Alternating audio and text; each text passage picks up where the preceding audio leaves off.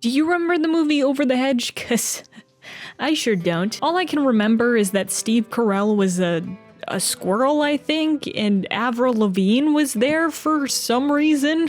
So I thought it'd be fun to revisit this movie and figure out what the heck it's all about. We start the movie with this raccoon named RJ, who is Bruce Willis. This raccoon isn't like most raccoons where he's gonna go dumpster diving for half-eaten leftovers. No, RJ is more sophisticated than that. He wants the good snacks. So what better way to get those than to steal from a bear who's already done all of the work for you? It's the perfect plan. Sneak in, loot all the food, and run. Like, easy peasy, lemon squeezy. RJ makes it more difficult because he needs to get the Pringles can, because I guess that's his favorite snack or whatever, but he ends up waking the bear because of that. Just like anyone, he's not too happy with someone coming in and taking his snacks. RJ's punishment is to collect all of the bear's food again in 1 week's time, or else. And in this circumstance, or else means this bear is going to eat this raccoon.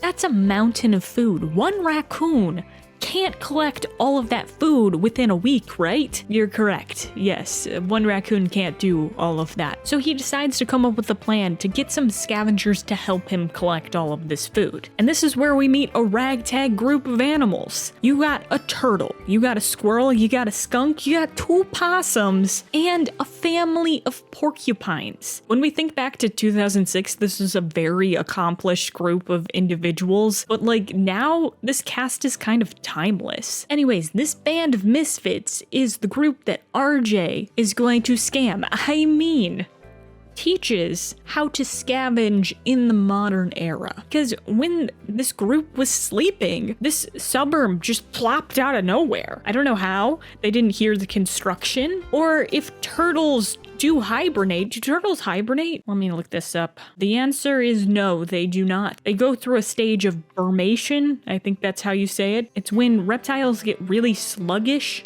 and their core temperature drops in the winter months. So you'll learn something new every day. Now, due to this new suburbia, the gang of misfits doesn't know how it'll get enough food for the next winter. Vern, the turtle, is freaking out about this, because I guess that's what turtles do. They're cautious or whatever. All of the animals in this movie are just stereotypes of their respected animals, so there's that. You have Hammy, who's a squirrel, and he has a very small attention span. Stella the skunk, she makes a bunch of jokes about her odor. I could go on, but I feel like you guys got the picture. The gang doesn't know how to deal with the changing times, and they're not even sure what this grassy thing is, or as they like to call it, Steve. It's pretty neat. And why it's even there in the first place. Enter RJ, who comes in as a super cool guide who knows all about the modern era of scavenging. And he shows them the sugary goodness of junk food,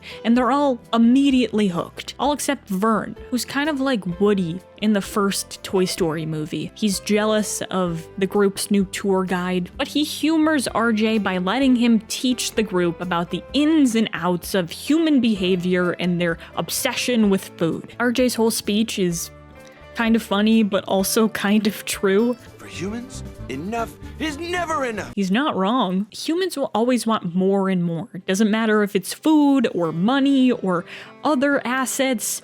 They just love to consume. We'll consume anything. And I'm quite curious, what is the craziest item that you have ever bought? Let me know in the comments down below. Although RJ and the group are in agreement that these snack foods taste delicious, the humans aren't too happy that there's a bunch of wild animals eating their food. One lady in particular isn't having it. Her name's Gladys, but I kind of see her more as like a Karen.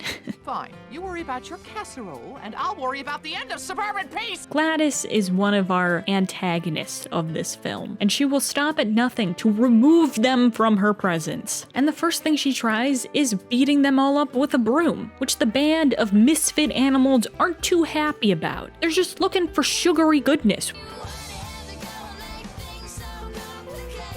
Which is also kind of funny because this movie, although it has Avril Lavigne, does not have any of her music. I don't know why that is. Now, due to this kerfuffle, RJ's master plan isn't coming to fruition, so he has to introduce the group to the most delicious dessert of them all, the cookie, or the biscuit, or whatever you call it in your respected country. More specifically, the Girl Scout cookie. Is that a US and Canada thing, or is that like a global thing? I don't know, let me know. Whatever. RJ and the rest of the group have this plan to get cookies. The only one that's not joining it is Vern, because he's a big stick in the mud. So they hatch a plan to freak out the little girls by having Hammy look like he's a squirrel with rabies or something. And I feel like this is like one of the few moments that I specifically remember from this movie, because I feel like it was part of every commercial I saw back in the day. Now, this plan doesn't go how RJ hoped it would go, because these Girl Scouts are prepared. They got pepper spray. That sounds edible, but it's not. And although some shenanigans happened, the group gets the cookies. And finally, RJ's master plan starts to come to fruition, while Vern's leadership over the group starts to wane. Isn't it just like with Toy Story? Just saying. And I feel like a lot of this comes from the different types of leadership that both Vern and RJ have. RJ is more willing to look at everyone's respected strengths, forming a plan accordingly, while Vern sees everyone as just a forager who needs to find food. Now, remember Karen, aka Gladys. She doesn't like these filthy creatures stealing all her food, and I'm sure she's tired of ruining her manicure every time she sees one of them because she has to beat them up with a broom. I mean, she never specifically says that, but like, I feel like that's just headcanon, that this woman probably gets her nails done every other week. So she calls up the one man for the job. Enter Sandman. Okay, well, technically she hires an exterminator to get rid of them, but the guy that voices the exterminator is also Sandman from Spider-Man 3. His name is Dwayne. He's like obsessed with animals. Probably more obsessed than that lady in Madagascar 3, which I'm now realizing are probably the same character. So, like, maybe they're related. Maybe they got their same associate's degree from, what did he call it? From Vermtech? I don't know. Now, Vern is starting to worry, more than usual, that now there is an exterminator after them. So he decides to be like, you know what?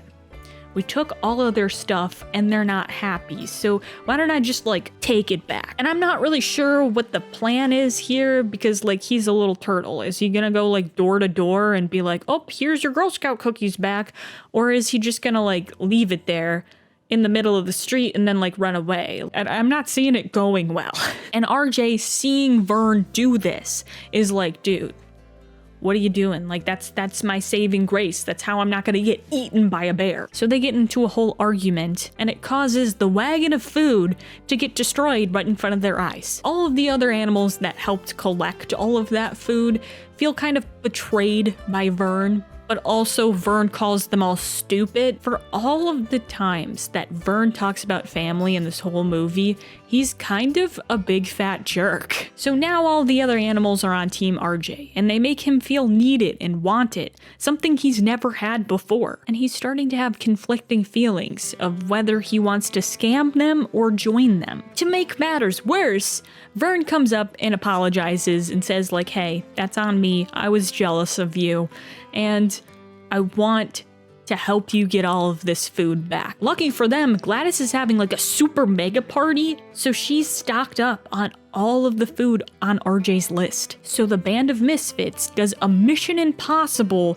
caper to get it all back. And in the process, they all get captured by Dwayne. It's all looking downhill for them because RJ runs away with all of the food to save his own hide. But lucky for him, the bear saw the whole thing and reminds RJ just how similar they are. That was something that RJ needed to hear at that time, because he doesn't want to be like Yogi or Vincent or whatever this bear's name is. He doesn't want to be a lone wolf or lone bear. He wants to be part of a family. So he uses the wagon full of food to stop Dwayne's van and save his new friends. The bear and Gladys get their comeuppance, and the exterminator slips away. RJ is welcomed into the family, and everything is hunky-dory. And that is Over the Hedge. It's a pretty fun movie. The character animations are really well done for its time. It would pale in comparison to something like Inside Out or any animated feature that came out this year, but